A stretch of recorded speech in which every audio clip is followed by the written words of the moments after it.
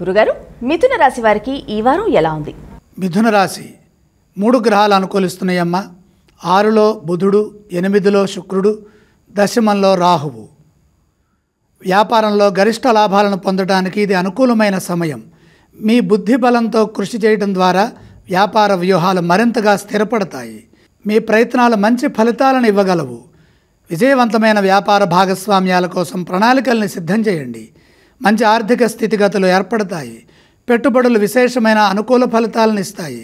సృజనాత్మకంగా వ్యూహరచన చేస్తే వచ్చిన అవకాశాలను అదృష్టంగా మార్చుకునే వీలు కలుగుతుంది. వ్యవస్థీకృతంగా మంచి పేరు ప్రతిష్టలు సంపాదిస్తారు. ఉద్యోగపరంగా జాగ్రత్తగా నిర్ణయాలు తీసుకోవాలి. ఆలోచన పద్ధతులను సమయానుకూలంగా మార్చుకుంటూ ధైర్యంగా మీ కృషిని కొనసాగించండి.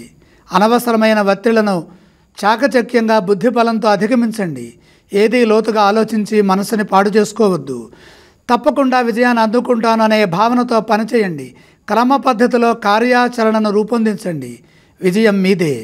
మిథున రాశి వారు ఎటువంటి స్తోత్రాలను పఠిస్తే వారికి మంచి ఫలితాలు కలుగుతాయి? మిథున రాశి వారు ఇష్టదైవాన్ని స్మరించడం మంచిది. మిథున రాశి వారు ఏ ఆలయాన్ని సందర్శించాలి? వారం ప్రారంభంలో సూర్యుడు వృశ్చికంలోనే ఉన్నప్పటికీ సోమవారం నుండి సూర్యుడు ధనుస్సు రాశిలో సంచారాన్ని కొనసాగిస్తున్నారు కాబట్టి సప్తమ సూర్యయోగం అనుకూలంగా లేదు కాబట్టి సూర్యుడిని దర్శించండి. వారు ఎటువంటి దానాలు చేయాలి గురుగారు? సూర్యప్రీతిగా గోధుమలు దానం చేయండి.